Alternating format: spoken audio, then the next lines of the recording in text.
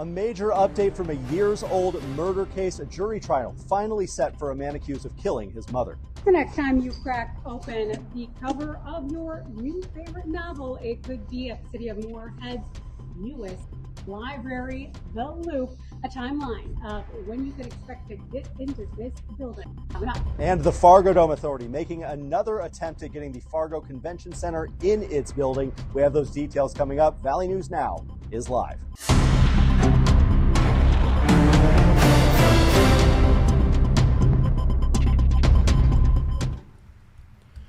All right.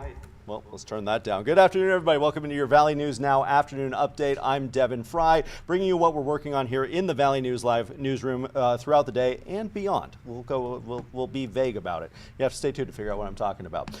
First story right off the bat, we're going to be talking about the lovely weather that we're experiencing. Once again, a little bit of a drop today, but as our First Alert weather team tells us, the cold weather still on the horizon. So I really hope you enjoyed your double digits above zero yesterday, but we'll hear from Summer Schnellbach for when these conditions, how long these conditions are going to be sticking around and when a change could be coming in our forecast here. Hi everyone, I'm meteorologist Summer Schnellbach, and it's another cold day. Temperatures this morning were once again below zero, and they will be below zero for the rest of the week. Afternoon high temperatures only in the single digits, and then we have more cold coming. Later this week, our next weather maker brings those morning lows on Thursday and Friday mornings back into the teens, maybe 20s below zero, and wind chills for most mornings this week are again in the 20s and 30s below zero. So not quite kicking the cold yet. Not as brutal as we were over the weekend, but another cold snap is on the way. Then looking ahead towards the weekend, we start to warm up. Teens and 20s above zero, but it also brings the opportunity for some snow showers. Get your latest forecast tonight on Valley News Live. Thank you for that, Summer. I will stay tuned for our latest forecast on Valley News Live. Don't forget to have the Valley News Live weather app handy as well. Have the forecast right at your fingertips. We're also coming up on Valley News Live at 4, 5, 6, 9, 10. We've got you covered, and of course, anytime on the apps, as I've already mentioned.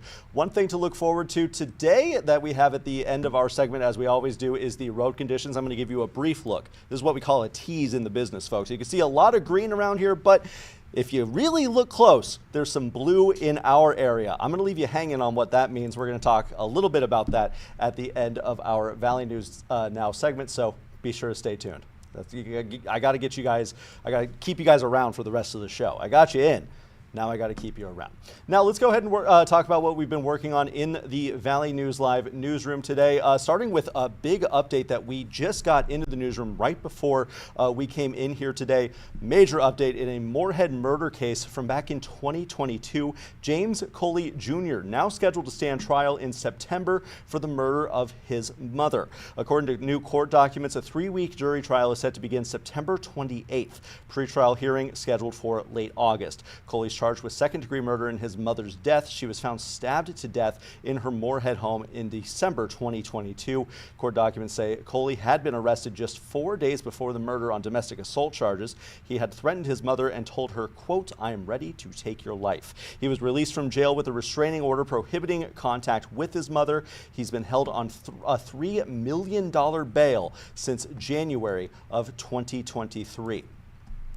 Another update that we just got in this morning, Fargo has confirmed its first detection of the emerald ash borer.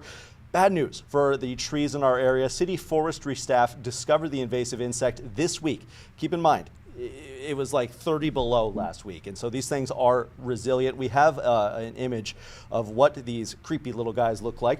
Now, here's why this matters. The emerald ash borer has killed hundreds of millions of ash trees since 2002. It's now spread to 37 states. North Dakota has more than 90 million ash trees. In some cities, they make up 20 to 80% of street and park trees. Agricultural Commissioner Doug Gehring says the detection isn't surprising. The insect was found in neighboring Moorhead back in 2023. I remember we broke that as well. The state will extend its quarantine to Cass County. Now that's going to restrict movement of firewood and ash wood products. We're going to bring you more details on what that means for you and for anybody who relies on these ash trees as this situation continues here. The Fargodome Authority is taking another shot at building a convention center, and this time they're thinking bigger. We have a video from the last time that the Fargodome made a presentation to try to get a convention center. The latest proposal includes a $40 million convention center in the Fargodome's south parking lot. It would be 100,000 square feet. This is why that's new. They're also planning a hotel with 140 to 160 rooms across the street. And the plan includes an entertainment district, cost between $100 and $150 million.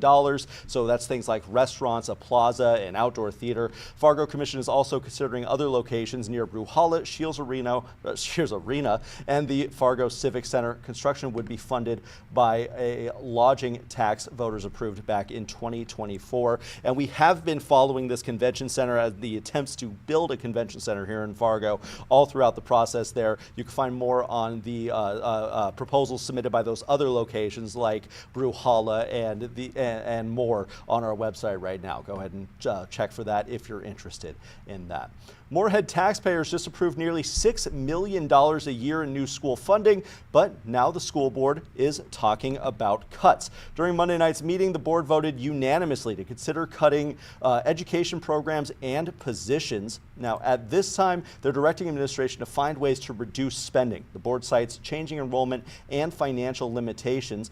The voters approved those new levies just last November. The board says that this is an annual process, but the timing does raise some questions. We reached out to the district for more details on what could be cut and how the new levy money will be used. We're still waiting for those any answers to those questions. Be sure to stay tuned here to Valley News Live as we continue to follow this developing situation. Another developing situation here, this time in North Dakota. A ballot measure that would change legislative term limits is now facing a legal challenge. Voters approved term limits in 2022, meaning lawmakers can serve no more than 8 years in the House and 8 years in the Senate. Last year, the legislature narrowly approved a resolution to change that, letting lawmakers serve up to 16 years in either chamber. Now, a lawsuit claims the legislator violated the state constitution by even creating that measure. The plaintiffs argue the 2022 amendment specifically says the legislature can't propose changes to those term limits. Lawmakers who supported the resolution say they have the constitutional authority to put amendments on the ballot. The Supreme Court has not yet ruled on this issue. A couple of the court filings from today in our area, the Fargo-Moorhead area and beyond. A Moorhead woman is facing felony charges after an assault in Fargo. Police arrested 23-year-old Zabria McDade on Tuesday. She's charged with aggravated assault and simple assault. According to court documents, Fargo police responded to a domestic disturbance on Monday night. Police say McDade picked up a stool and hit one victim in the head, causing a cut. Police say she also scratched another victim in the face. According to the incident report, McDade told police she armed herself with a knife during the fight. She's currently in custody at the Cass County Jail. And another court filing today, this one taking us up north to Grafton. A Grafton man's facing a felony charge after police say he admitted to sexually abusing a child. Police arrested 61-year-old Martin Torres on Sunday. He's charged with gross sexual imposition, a Class AA felony. According to court documents, Grafton police were called to a home on January 26th. While they were there, a woman disclosed that Torres had sexually abused her when she was a child. Police say Torres admitted to the abuse after being read his Miranda rights. He's being held at the Grand Forks County Correctional Center. Moving on to what we have coming up tonight on Valley News Live. Moorhead getting a new public library, but there's still quite the process to undertake here. Anna Ballweber's been following this story, and now Jessica Bringy brings us her to talk a little bit more about what we can expect tonight on Valley News Live. Many of us have faced having to move 10, 20, 30 books when moving house, but the Moorhead new library, the Loop, is facing a full new facility, doing that right now and trying to open in the next few months. Anna, you were able to speak with the library about the timeline earlier today. Yeah, that's right. So the Loop is planning to open in the next couple months. So I remember this, so the construction started 2 years ago, it was 2024. So I kind of am coming full circle. I remember covering when, we were first getting started. So construction is still happening right now. They're trying to finish construction by February, and then they have a tentative date of opening the new library up to the public in April. So still a long ways to go, but we're getting there, and it's so cool to see like every single step of the way. And it'll be awesome to actually get those books, obviously the key components of the library in there, but a lot of work. I understand they hired a moving company to start doing that within, is it the next few weeks? Yes, so that'll be kind of more in the month of March. They do have a moving company because, you know, the old library in Moorhead, that's been there since 1962. So Moorhead is kind of losing their history, but they're gaining this, oh my gosh, look at how beautiful it is. It's $41.5 million, and it's just right across the street. So anyone who goes there, you know, you don't have to go too far. It's literally right across the street on Center Ave. Very open. I understand they have a bunch of these windows, especially when they have parades downtown. The community will have somewhere to warm up if need be during the winter months and really be able to see what's going on around the community because of those windows. Yep. And so it's called the Loop. And I talked to the director of the Moorhead Library today who said, one, it's called the Loop because there's a big walking loop around it, but also because the library is going to be in there, you're reading all these books, you're going to be in the loop. So play on words there. I love it. So I was there earlier today. The construction crews are still there working very hard to get everything finished, hopefully by February. So it's looking great. It is. And we're also looking forward to some new amenities. I understand they're putting a playground in Yes. there. Yep. It's not just the library. It's also a community center. So they're going to have, you know, that walking loop, and they're going to have a playground, and it's going to be kind of a 2-for-1 and a lot of places. They actually talked about a center for entrepreneurship. So I got a little bit of details on those. Just another new service that they're going to have coming up. And I know a lot of viewers may be having some questions about what they're going to be doing with the old facility. I do believe you're going to be answering that question coming up tonight at 6. Yep. So the old library that's owned by the city of Moorhead, they are planning to sell it. Details are a little bit slim, but I will be kind of going into more detail coming up tonight at 6. I love books. Looking forward to it. Thank you so much, Anna. Thank you. This summer, a little boy was riding his bike when he died here at the intersection of 40th Avenue south of Moorhead. I'm talking with city leaders about what they're doing to make this intersection safer. Sydney Zatz has that coming up tonight on Valley News Live at 9 and 10. Be sure to stay tuned. I think she'll have some earlier content as well for those of you that can't stay up that late. I get it. I have a 2-year-old now. I'm not allowed to stay up that late either. We got a couple of things to get, I guess one more thing I should get to before road conditions, and this one's a fun one. Some good news out of Jamestown.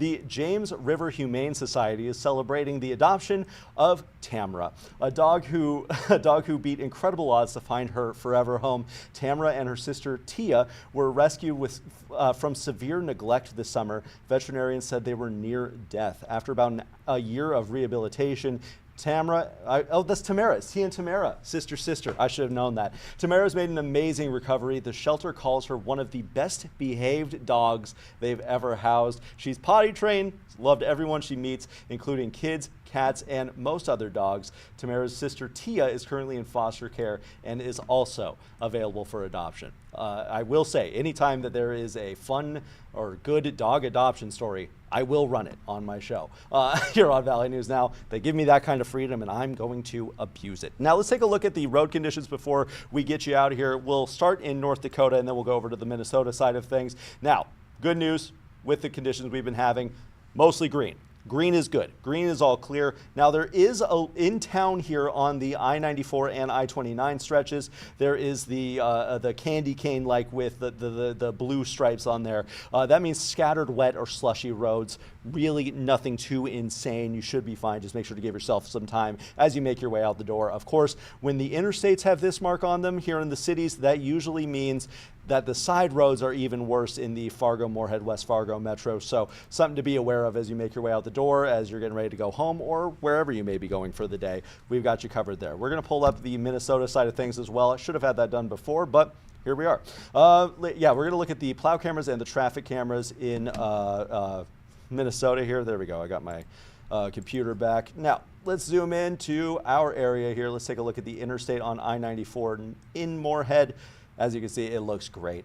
It looks fantastic out there. Nothing too crazy. Sunny, beautiful. Thank you for that note. But yeah, and it doesn't look too crazy traffic-wise now either. So that may, of course, change by the time you're able to make your way out the door. Or if you want to get a jump on it, now might be your chance. Tell your boss you need to go home. The guy on the streaming thing told you so it's okay. We got Valley News Live at 4 starting in 9 minutes. Duke Schindler's hosting that there. He's got you covered, so be sure to get over to your TV if you can.